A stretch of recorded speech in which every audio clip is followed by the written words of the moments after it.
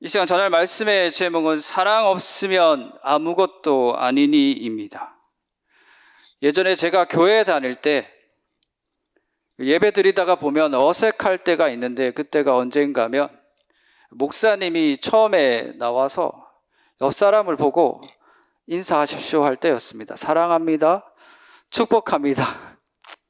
그때가 제일 어색했습니다. 왜냐하면 예수님 믿고 돌아온 지 얼마 되지 않아서 그 사랑한다는 말이 제 입에서 나가지가 않더라고요. 사랑하고 전혀 관계없는 삶을 살았다는 증거였습니다. 사랑이 뭡니까? 그런 질문을 받게 되면 우리는 그 사랑에 대해서 우리 식대로 하는 사랑이 있습니다. 그 사랑을 우리 식대로 해놓고 상대가 알아주지 않으면 또 화가 납니다.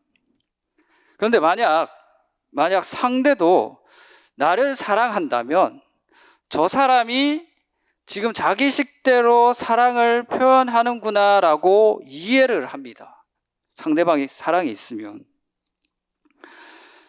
사랑은 남과 같이 있을 수 있는 공간을 만들어냅니다. 어떠한 공간인가 하면 같이 지내고 같이 살아갈 수 있는 공간입니다. 그 또한 사랑은 그 사람의 아픔을 보게 합니다. 그 사람이 처한 처지나 행동의 원인을 읽을 수 있는 능력입니다. 그 능력으로 인해서 서로 다른 인생들이 하나가 되어서 살 수가 있는 겁니다. 그 사람이 사랑한다는 것은 그 사람 속에 사랑이 있다는 말이 됩니다. 사랑 없으면 상대방의 배려도 인내도 보이지 않습니다. 저 사람이 분명히 나한테 사랑을 표현했는데 그게 보이지가 않습니다. 계속해서 서로 간에 오해만 쌓일 뿐입니다. 괜히 잘못 없는 나에게 화풀이 한다고 생각을 합니다. 그러니 싸우게 되고 보고 싶지가 않습니다. 우리 가정에서 흔히들 일어나는 일이죠. 예전에 저희 부모님이 자주 그렇게 다투셨습니다. 서로 간에 너무 몰라서, 저는 알 수 있을 것 같은데 40년 넘게 사신 두 분은 서로 간에 너무나 모르시더라고요. 서로 간에 사랑을 표현했다는 것을. 그래서 싸움이 끝이지 않게 되는 거죠. 거기서 싸움이 일어나는 원인은 여러 가지가 있습니다. 돈이 없어서 싸우게 될 수도 있고, 또 자식 문제 때문에 싸울 수도 있습니다. 그런데 정말 돈이 없어서 싸웠을까요? 정말 자식 문제 때문에 싸웠을까요? 근본적으로 놓고 보면 가장 밑바닥에 사랑이 없었기 때문에 싸운 겁니다.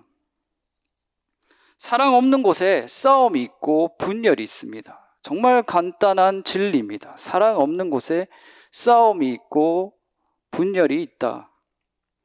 여기 본문에 우리가 읽었는 고린도 교회도 마찬가지였습니다. 고린도 교회는 수많은 은사자들이 있었습니다. 그 은사자들이 자기 은사가 더 뛰어나다고 서로 비교하고 다투었습니다.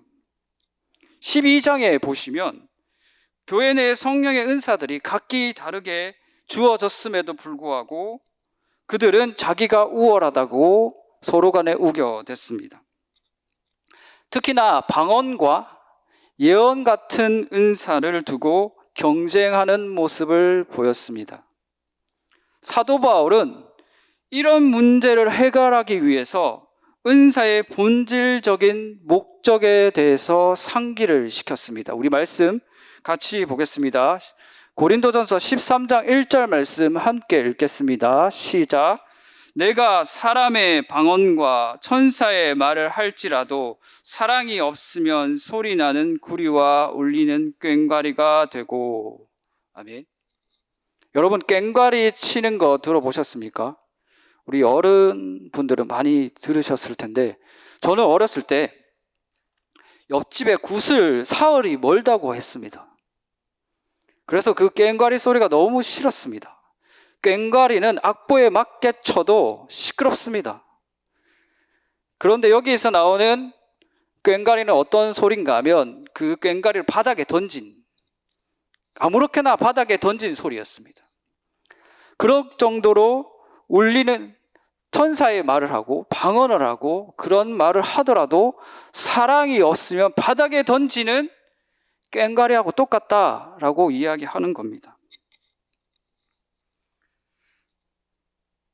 우리는 이 말을 들었을 때 얼핏 머릿속에 드는 생각이 뭔가 하면 그럼 사랑하면 되겠네, 이런 생각을 할 수 있습니다. 이런 단편적인 생각은 틀린 말입니다.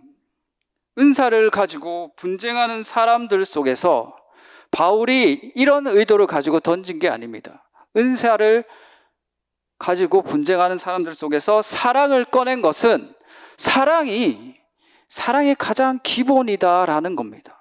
그 수많은 은사보다 가장 위에 있어야 되는 게 사랑이다라고 이야기하고 싶은 겁니다. 우리가 은사를 가지게 되면 잘못된 생각이 있습니다. 그 생각이 뭐냐 하면 그 은사를 가지고 자신의 믿음을 확신하는 겁니다. 나는 이런 은사가 나타났으니까 내 믿음은 확실해. 나는 이런 특별한 은사가 있으니까 다른 사람보다 뛰어나라는 착각을 할 수가 있습니다. 아닙니다. 은사는 교회의 덕을 세우기 위해서 하나님께서 도구적으로 주신 겁니다. 이 14장 4절 말씀에 나오죠. 도구적으로 주어진 것. 그것이 믿음을 결정짓는 요소는 아닙니다. 믿음은 구원으로 주어집니다. 또한 믿음은 구원받는 자의 열매로 보여집니다. 따라서 바울이 은사보다 사랑을 우위에 놓는 것은 구원의 기초로서 사랑이 있다는 이야기입니다. 요한일서 3장 1절 말씀에 이렇게 이야기합니다. 보라, 아버지께서 어떠한 사랑을 우리에게 베푸사 하나님의 자녀라 일컬음을 받게 하셨는가? 우리가 그러하도다. 그러므로 세상이 우리를 알지 못함은 그를 알지 못함이라. 사도 요한이 보라고 말합니다. 하나님께서 우리에게 어떤 사랑을 베푸셨는가? 우리에게 어떤 사랑을 베푸셨는가? 그것은 구원받은 자가 아니면 세상 누구도 알 수 없는 사랑이다라고 말하고 있는 겁니다. 구원의 기초가 바로 사랑이라는 이야기입니다. 구원받는 자는 이 질문에 반드시 답을 해야 합니다. 어떠한 사랑을 베푸셨는가 하는 질문 말입니다. 우리가 받은 구원은 아무렇게나 시작되는 구원이 아닙니다. 성경은 말씀합니다. 하나님께서 세상을 이처럼 사랑하사 독생자를 주셨다고 말씀합니다. 구원은 하나님이 먼저 시작하시고 예수님을 통해서 우리에게 증거로 보여졌습니다. 예수님을 통해서 우리에게 보여진 증거가 뭡니까? 하나님께서 우리에게 말씀하셨습니다. 내가 너를 사랑한다. 그게 예수님을 통해서 우리에게 증거로 보여진 그 말씀입니다. 그냥 된 것도 아니고 우리 힘으로 된 것도 아니고 하나님의 사랑으로 우리가 지옥에서 꺼내어졌다는 이야기입니다. 이 성경 전체를 보시면 수많은 사람들이 나옵니다. 그 수많은 사람들이 하나님 앞에서 누가 자격을 논할 수가 있었겠습니까? 내가 이만큼 잘한다고 하나님께서 그 잘함을 보고 칭찬하셔서 구원해 준 사람이 누가 있겠습니까? 아무도 없습니다. 이스라엘은 계속 세워졌다가 죄를 짓고 망하고 포로로 잡혀가고 예수님의 제자들은 어떻습니까? 예수님의 그 가르쳐 주신 말씀을 이해하지도 못하고 다 도망가고 배신하고. 그런데 하나님은 어떻게 하셨습니까? 끝까지 곁에 남아 계셨습니다. 끝까지. 베드로는 예수님을 3번 부인했습니다. 그리고 자기 원래 하던 그 물고기 잡으러 갔죠. 물고기 잡고 있는데 저기 예수님이 오십니다. 모닥불 피워놓고 있으니까 베드로가 배에서 뛰어내려서 예수님께 갑니다. 그러니까 예수님이 물고기를 주면서 저녁 먹고 난 다음에 하시는 말씀이 있었습니다. 그 말씀이 뭔가 하면 네가 나를 사랑하느냐라는 것입니다. 다시 돌아와서 예수님께서 처음 꺼낸 말이 이거였습니다. 네가 나를 사랑하느냐. 이건 부정적인 말이 아닙니다. 배반한 베드로가 왜 네가 나를 사랑하면 나를 왜 배신했냐 이 뜻이 아니라 네가 나를 사랑하냐 라고 물으신 거는 그 베드로 안에 중심 안에 있는 사랑을 보시고 말씀하신 거였습니다. 베드로가 예수님이라는 거 알고 배에서 뛰어내렸죠. 그때 이미 베드로의 마음속에는 예수님의 사랑이 있었습니다. 그래서 베드로가 뭐라고 얘기합니까? 내가 사랑하는 줄 주께서 아시나이다. 이렇게 고백했습니다. 그 배신했던 베드로가 예수님이 찾아오자 그 심령 중심에 예수님이 사랑이 존재하게 되었던 겁니다.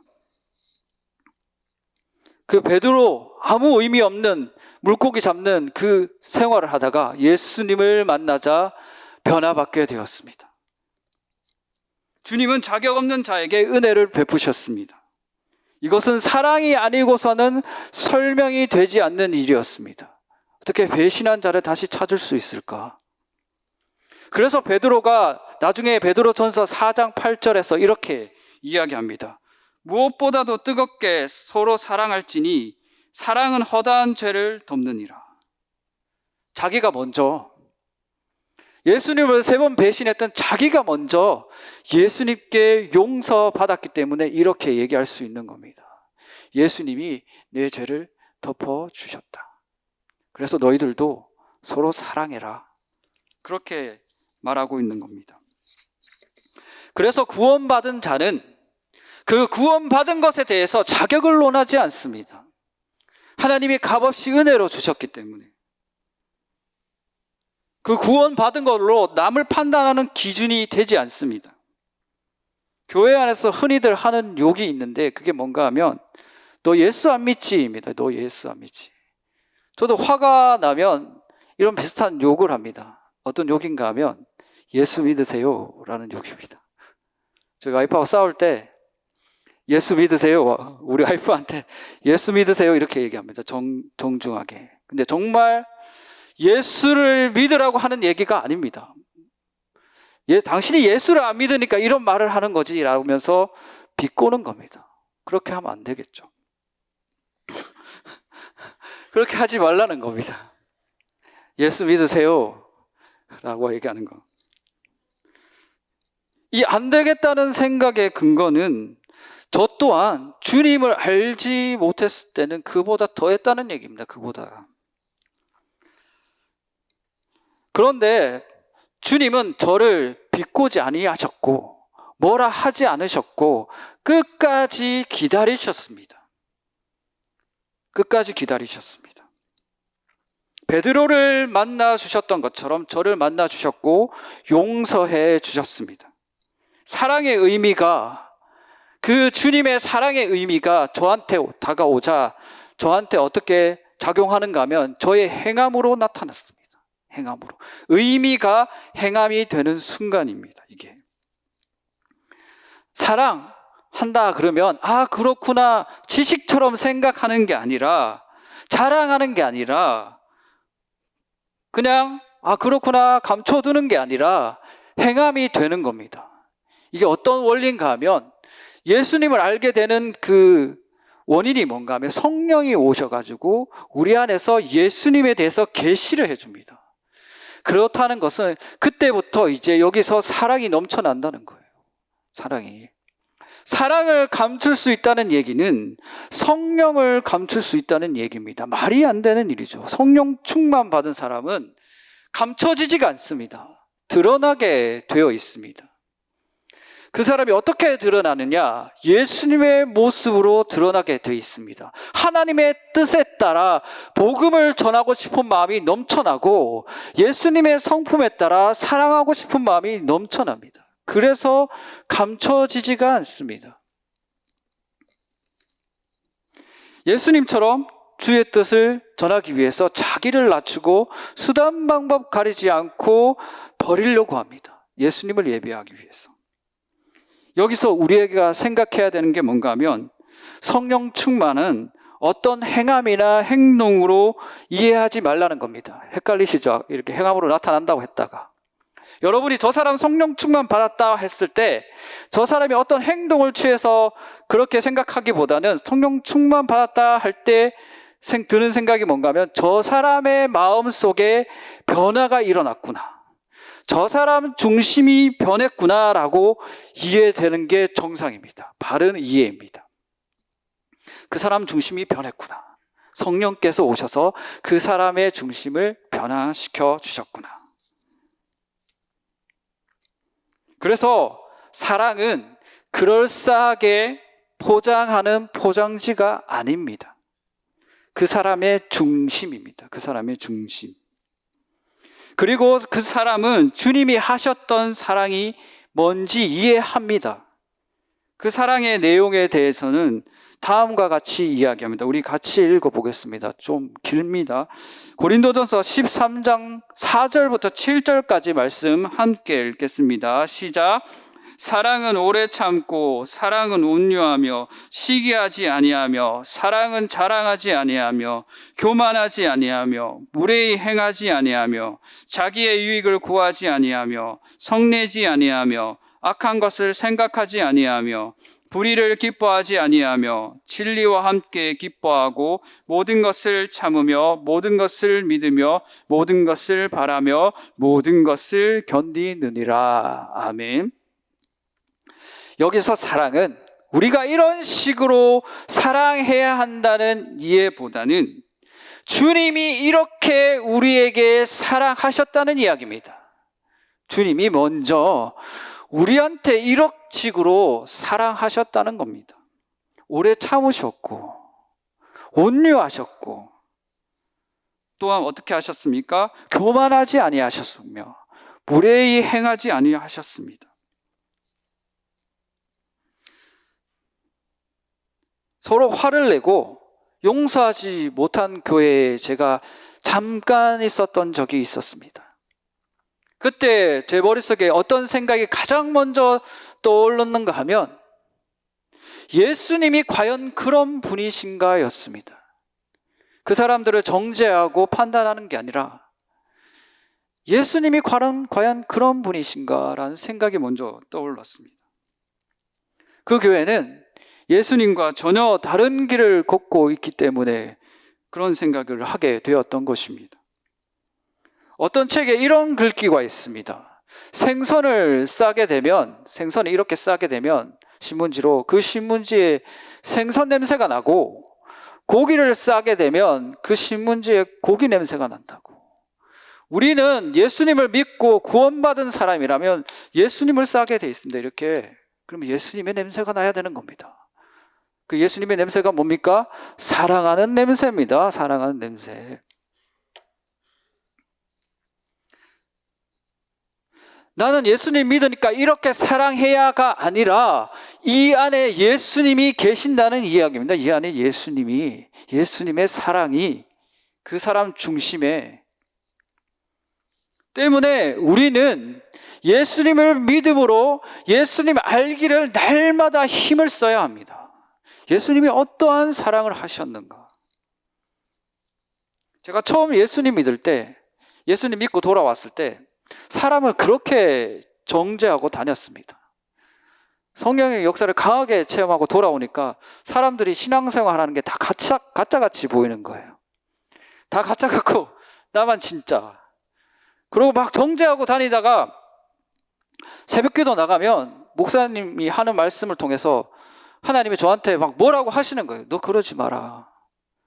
너 혼난다. 이런 식으로 일주일 내내 들으면 말씀을 자세히는 모르겠는데 하나님 뜻이 분명했습니다. 너 그러지 마라. 너 나한테 혼난다. 이렇게 저한테 말하는 거예요. 그래서 그때 제가 뭐라고 얘기했는가 하면 아니 그래도 이건 아니지 않습니까? 이렇게 신앙생활 하는 건 아니지 않습니까? 이렇게 따졌거든요. 근데 그 다음 날에도 똑같이 말씀하시더라고요. 개구리가 올챙이 시절 모른다는 이야기죠. 그 올챙이도 보통 올챙이가 아니고 악성 올챙이였는데 그 올챙이 시절을 전혀 몰랐다는 겁니다. 그때 제가 잊고 살았던 것은 저의 과거의 모습뿐만 아니고 가장 중요한 예수님을 잊고 있었습니다. 예수님이 어떻게 하셨는가? 그것을 잊고 있었기 때문에 사람들을 판단하고 정죄하고 신앙생활 가짜같이 보고 교만했던 겁니다. 내가 진짜인 줄, 내가 최고인 줄 알고 보이고 느껴지고 그러니까 자세히 말은 못하겠지만 엄청난 은사가 있었습니다, 저한테. 그러니까 사람들의 신앙이 가짜같이 보이는 거죠. 하나님이 뭐라 하시더라고요. 그런데 제가 만약에 그 당시에 예수님을 붙잡고 있었으면 어떻게 했었을까요? 그런 생각을 했을 겁니다. 예수님이라면 어떻게 하셨을까? 정말 쉽고도 좋은 질문 아닙니까? 예수님이라면 어떻게 하셨을까? 사랑하려고 하는 자에게 나오는 복된 질문입니다. 이 질문이. 주님이라면 참고 기다리실 겁니다. 주님이라면 온유한 마음으로 하나님의 뜻을 전하고자 하셨을 겁니다. 주님이라면 무례히 행하지 않았을 겁니다. 함부로 말하지 아니하고 함부로 판단하지 않았을 것입니다. 그렇게 주님을 마음에 모신 사람은 그런 주님의 사랑이 나타납니다. 사도 바울은 교회에서 은사로 신앙의 우위를 말하고자 하는 사람들에게 이것을 전하고자 했습니다. 너희가 기본으로 돌아가라. 그 은사보다 더 귀한 게 사랑이다. 기본으로 돌아가라. 사실 은사뿐만 아니라 우리의 모든 행함이 기본이 바로 이 주님의 사랑이 되어야 합니다. 선교든 전도든 교회 안의 모든 일들 중심에 사랑이 없으면 아무 소용이 없습니다. 그 사랑이 뭔지 아십니까? 주님이십니다. 주님. 주님 안에서 출발하고 주님을 통하여 모든 게 시작되어야 한다는 뜻입니다. 그래서 사랑하는 게 정말 중요합니다. 우리 마음에 사랑이 있는 게.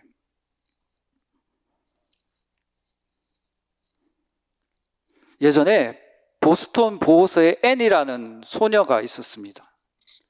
이 소녀는 아주 불우한 환경에서 자랐습니다. 아버지가 알코올 중독자고 어머니가 일찍 돌아가셨습니다. 자기하고 같이 왔는 남동생은 보호소여서 오자마자 죽었습니다. 그래가지고 이 앤이라는 소녀가 그 정신질환이 오고 그 자살 시도를 수없이 많이 했습니다. 사람이 짐승처럼 괴성을 지르고 사람들 가까이 못 오게 폭력적으로 변하고, 그렇게 되자 사람들이 이 아이는 도저히 치료가 안 된다. 그래서 지하 독방에 가뒀습니다. 도저히 치료가 안 되니까. 회복 불능 판정을 받았습니다. 의사에게. 그런데 어떤 로라라는 간호사 한 분이, 나이 드신 은퇴를 앞두고 있는 간호사 한 분이 자청해서 나섰습니다. 이 아이를 자기가 돌보겠다고. 매일매일 지하실에 내려가서 접시에 이 간식을 들고 내려갔습니다. 로라라는 간호사분이. 그 접시를 문 앞에 밑으로 넣고 책을 읽어주었습니다. 책을 읽어주면서 책을 읽고 끝나면 이 아이를 위해서 항상 기도를 해 주셨습니다. 소리 나게. 주님, 이 아이를 고쳐 주옵소서. 주님, 이 아이를 고쳐 주옵소서. 처음에는 그 주는 간식 전혀 안 먹었어, 이 앤이라는 아이가. 그런데 좀 시간이 지나니까 어떻게 되는가 하면 간식을 하나씩 먹는 겁니다. 간식을. 그 다음에 좀 더 시간이 지나니까 어떻게 되는가 하면 말을 하게 됐습니다. 정신을 차리게 되었습니다. 그리고 2년 반이 지나자 완치를 받게 되었습니다. 회복 불능이었던 애가 그 로라라는 간호사분의 기도와 섬김을 통해서 회복되게 되었던 겁니다. 이 아이는 그 당시 시력도 점점 잃어가고 있었습니다. 그런데 회복되게 되었고, 그 다음에 시력은 아직 회복이 되지 않았는데 학교를 들어가게 되었습니다. 그 장님들만 들어가는 학교 들어가서 우수한 성적을 졸업하게 되었고 나중에는 후원을 받아서 이 시력도 찾게 되었습니다. 시력을 찾고 새 삶을 살게 되었을 때 이 앤이라는 소녀 앞에 어떤 신문 하나가 놓여져 있었습니다. 그 신문에 뭐라고 적혀 있었는가 하면 보이지 않고 들리지 않고 말할 수 없는 아이를 돌볼 사람, 이렇게 광고가 나 있었습니다. 이 앤이라는 소녀의 이름이 뭔가 하면 설리반입니다. 헬런 켈러의 스승님 앤 설리반. 그때 앤 설리반이 이 아이를 고치러 가겠다고 하니까 주변 사람들이 다 말렸습니다. 다 말렸어요, 이 설리반을.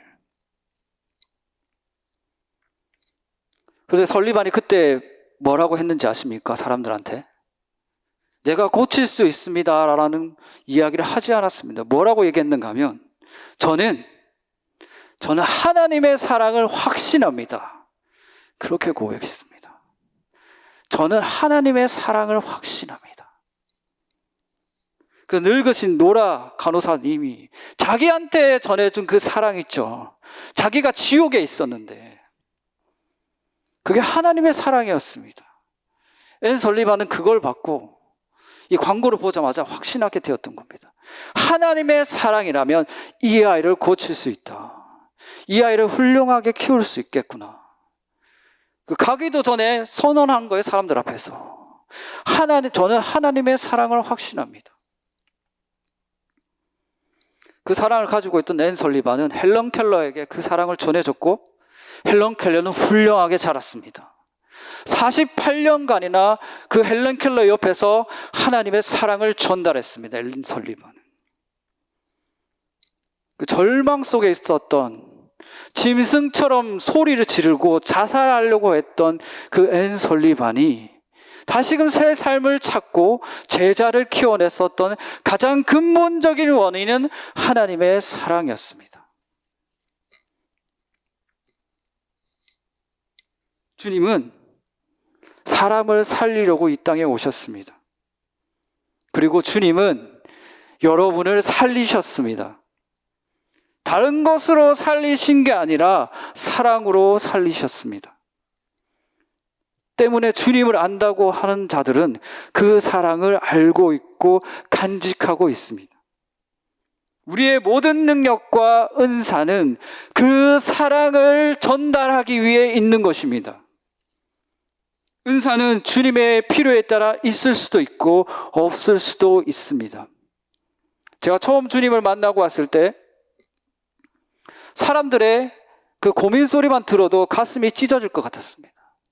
그래서 주님한테 기도했습니다. 주님, 나 아파 죽겠으니까 이것 좀 가져가 주세요. 너무 힘듭니다. 근데 주님이 가져가시더라고요, 정말로. 나중에 후회했습니다. 괜히 이렇게 기도했구나. 사역자 되고 나서 그 은사가 얼마나 큰 은사인지 알게 되었기 때문입니다. 그 당시 처음에는 알지 못했는데 그게 얼마나 큰 건지 그때는 너무 아파가지고 가슴이 가져가 달라고 기도하니까 주님이 가져가 주셨습니다. 그러나 은사는 있을 때도 있고 없을 때도 있는데 필요에 따라, 주님의 필요에 따라 사랑은 계속해서 있습니다. 우리 말씀 한번 읽어보겠습니다. 8절 말씀, 13장 8절 말씀 우리 같이 읽겠습니다. 시작. 사랑은 언제까지나 떨어지지 아니하되 예언도 패하고 방언도 그치고 지식도 패하리라. 아멘. 사랑으로부터 시작된 우리는 그 사랑을 전하며 사는 게 진짜 신자의 인생입니다. 그리고 그 사랑을 통해서 마지막에 우리가 주님 앞에 섰을 때 그것으로 결산받게 되어 있습니다. 하나님과 얼굴을 맞대어 본 날, 우리 지금은 하나님이 보이지 않으니까 부분적으로 알 수밖에 없어요. 하나님을. 우리가 하나님을 조금밖에 알 수가 없단 말이죠. 하나님의 사랑도. 그런데 나중에 하나님 앞에 섰을 때 고린도전서에서 사도 바울이 얘기하죠. 그때는 하나님과 나는 얼굴을 맞대어 본다. 그때는 은사도 필요 없고 예언도 그쳤다. 더 이상 필요 없이 주님을 알기 위해서 더 이상 은사가 필요 없다. 내 앞에 계신다. 그때 우리가 주님 앞에 마주 섰을 때 주님이 보시는 게 뭘까요? 우리의 의일까요? 아닙니다. 그동안 서로 사랑했던 그 사랑을 보십니다. 12절 말씀입니다. 우리가 지금은 거울로 보는 것 같이 희미하나 그때는 얼굴과 얼굴을 대하여 볼 것이요 지금은 내가 부분적으로 아나 그때는 주께서 나를 아신 것 같이 내가 온전히 알리라. 여기 끝에 보면 그런 말이 적혀 있습니다. 주께서 나를 아신다. 이 비슷한 말을 한 사람이 있죠. 베드로 사도 있습니다. 아까 말씀 전했죠. 주께서 내가 주를 사랑하는 줄 주께서 아시나이다. 주님께서 나를 아신다는 것, 그리고 나도 주님을 안다는 것, 그것은 사랑으로밖에 표현할 수 없는 관계입니다. 주님이 가져다 주신 그 사랑이 여러분을 살게 했습니다. 그 사랑은 모두가 안 된다고 포기했던 그 삶을 변화시켰습니다. 끝까지 곁에 계셨고 지금도 여러분의 인생을 붙잡고 달려가고 계십니다. 저 또한 그런 사랑으로 구원받은 사람이었습니다. 아무도 희망을 가지지 않았던 그런 인생이었습니다. 앤 설리반처럼 괴성을 지르지 않았지만 분노의 고함은 날마다 질렀습니다. 폭력적이었고 물건도 자주 부수고 그런 사람이었습니다. 제가 산 사람이 된 거는 주님께서 사랑을 전해주셨기 때문입니다. 그 사랑을 가지고 어떤 목사님이 찾아와서 저를 구해 주셨습니다. 많은 시일이 지나고 제가 그분에게 물었습니다. 왜 그때 저한테 그렇게 하셨습니까? 그렇게 물으니까 그 목사님이 뭐라고 말씀하셨는가 하면 나도 모르겠다. 나도 내가 왜 그랬는지 모르겠다. 근데 너를 보고 있으면 너를 향한 주님의 마음은 알겠더라. 나는 그 마음에 순종했을 뿐이다. 그렇게 말씀하시더라고요. 주님이 그때 목사님에게 주신 마음이 이것이었습니다. 사랑하는 마음. 오늘날 우리에게 필요한 것이 바로 이것입니다. 주님께서 주시는 마음. 주님께서 사랑하라고 주는 마음. 그 사랑에서 나오는 말들과 행함이 사람을 살리고 복음을 전하는 통로가 될 줄 믿습니다.